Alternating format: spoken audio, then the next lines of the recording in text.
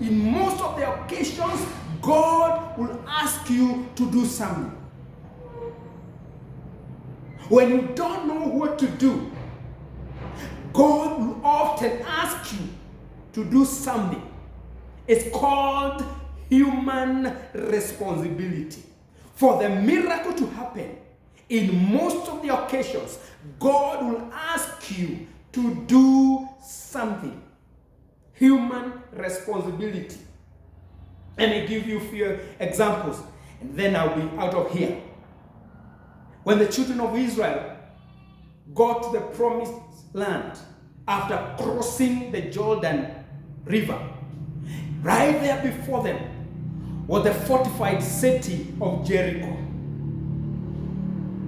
And they wondered, how are we going to acquire this land of promise with this city before us that is fortified? And God spoke through Joshua, and he asked them to do something. And what were they to do? They were to go around the city of Jericho 7 times, every day once.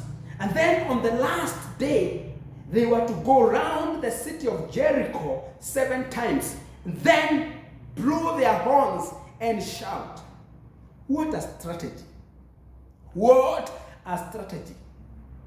But in obedience, when they began to walk, every day they would walk around and go and rest.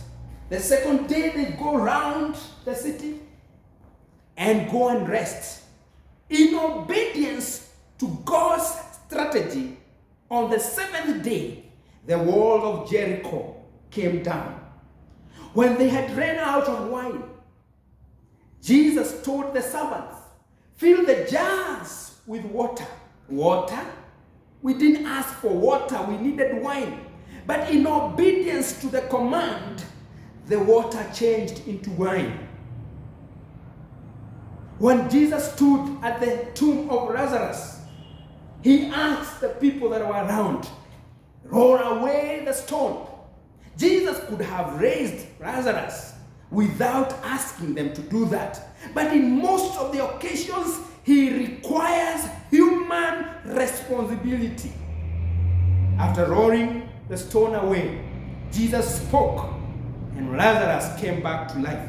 In John chapter 9, he meets this man who was born blind, and he puts some mud on his eyes and tells him, go wash in the pool of Siloam.